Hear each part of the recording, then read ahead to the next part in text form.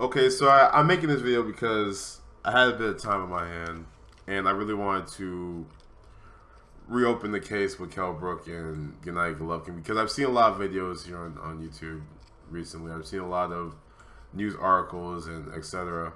And I can definitely see the argument on both sides. When I made my first video talking about it, I was talking about Gennady Golovkin, who deserved the heat I was giving to him. But then I started talking about Kell Brook, and a lot of what happened with Kell Brook came from an emotional aspect. However, I'm not taking back anything that I'm saying, but I'm definitely not going to be as harsh on him for taking the fight with Golovkin, and here's why. At the end of the day, we all know that Golovkin probably cut him that bread. Okay, we all know that Golovkin and his camp probably is paying Kell Brook nicely. Okay, I mean, look, Kell Brook ain't no brave man. I'm gonna put it right there. From what I've seen, he has not fought anybody that's credible since Sean Porter. I mean, who's Kell Brook? Fuck is Kell Brook? I bet you if Sean Porter fought Kell Brook right now, he'd probably beat him too. I really speculate that Kell Brook got a lot of money, and even though it pains me as a boxing fan, for some reason I cannot hate a fighter for chasing the money. Because I understand that this is a sport where this is a hard sport, and you need to get what you gotta get while you can get it. You know what I'm saying? But with all that being said, it doesn't mean that I have to pay for that shit. So this shit better not be on no fucking pay-per-view, because I'm telling you right now, I'll stream that shit. I'll fucking find that shit on YouTube or something. I'm not paying for that fight. Fuck that. But yeah, I'm not paying for that fight, and I'm laughing at anyone that does. Anybody that can. It's just crazy how people try to justify Gennady Golovkin's opponent choice in Kell Brook. But anyway, so what happens when Kell Brook loses to Gennady Golovkin? What happens, man? Because even though it's to a great fighter like Gennady Golovkin, who's also outweighs you 2 pounds, it just doesn't look right having a champion at any division go up, lose, and then come back down. It's like whoever you're fighting next, if you beat them, it's almost like saying, even though they say they don't necessarily agree with the triangle or theory or whatnot, it's almost like saying, oh, well, that means Golovkin can beat them too. It's like, people, don't lie to yourselves. You believe in that triangle theory, okay? In the back of your minds, you're like, if this guy got his ass whooped by Brandon Rios, he'll probably get his ass whooped by Marco Mendonca. Yeah, I know you guys are thinking that. I know. I'm just speaking like that was just an example, but people, even though if you rely on the triangle theory, you're not correct. But people still have that mentality, like, yeah, that guy got his ass whooped by that person, and that person has ass whooped by this person, so indirectly this person can whip that guy's ass. That's the mentality of people, and so I would hate to see Kell Brook come back after being defeated by Gennady Golovkin, then beat Sean Porter or Keith Thurman, and then the fight between. If they ever got to a point where Keith Thurman and Sean Porter met with Triple G, that fight is just not as interesting or entertaining because why? Keith Thurman lost to Kell Brook after he got beat by Triple G. I mean, it'll probably still be entertaining, but I feel like you guys get what I'm saying. I'm not gonna say. I feel like you guys get it. I hope that makes sense. It's just like the odds will be heavily more leaning towards Triple G for the simple fact that he beat someone that beat the guy that he's about to fight. I like it when people are going into fights with I like pick'em fights. Those are the most entertaining to watch. Fights that you really don't know who's gonna win. You know what I'm saying? Like Keith Thurman, Sean Porter. That's a pick'em fight.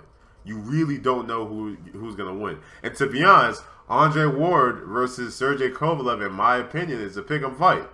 you really don't know who's gonna win. And I don't know. I just if Kell Brook goes up there and gets his ass whooped, then whoop some more ass at 147. It's like to me, every ass that he kicks, I'm gonna be thinking to myself, man, this guy, the future with Triple G and this guy is just never gonna happen. It's like people think that just because you're not a fan of this fight happening right now, you are by logic or whatever they're however they make this, they justify it or whatever. But it's like they think that indirectly you are not a fan of welterweights fighting or former welterweights fighting 160 pounders eventually. That's false. That's not true. Okay? I don't mind fighters, gradually moving up the weight classes and doing their business, I would have loved to see Cotto fight Triple G. That's a fight that should have happened. Because Cotto, he moved up the weight classes. He beat Sergio Martinez, and he decided to chill out there and, pretty much get his belt stripped from him. It's just... But you don't just ask someone to make that kind of move overnight, in my opinion. You just don't do that. Not after a fight. Yeah, shit. And let me mention this, because I said this when I was talking about the whole Conor McGregor situation, going back up to fight Nate Diaz in a rematch and coming back down to 145. I need to find out how old Kell Brook is, because the human body does not take that kind of weight jump that quickly. You know what I'm saying? Like, if you look in the history of boxing, hell, Boxing Ego even mentioned this. If you look throughout the history of boxing, those that make those immediate jumps in weight, whenever they come back down, they don't look as sharp as they initially did. Even if they eventually do look as sharp, it takes time for them to get back to where they once were. So, yeah, these are just some of my thoughts on the whole Kell Brook and Ike Golovkin situation. More focusing on Kell Brook, because I do think that was a little too harsh on Kell Brook in that first video that I made.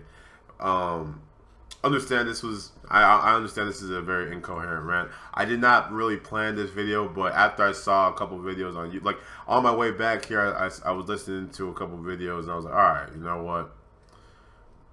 I can see Kell Brook's perspective. But with Kell Brook, it's just an emotional situation. As a boxing fan, we have not seen Kell Brook in any type of spotlight in a while, because he's not fighting anybody that's credible. And the one person I feel like more people care about Kell Brook than they realize. Maybe it might be for different reasons. Like, I care about Kell Brook because of what he means to the 147-pound division. You see what I'm saying?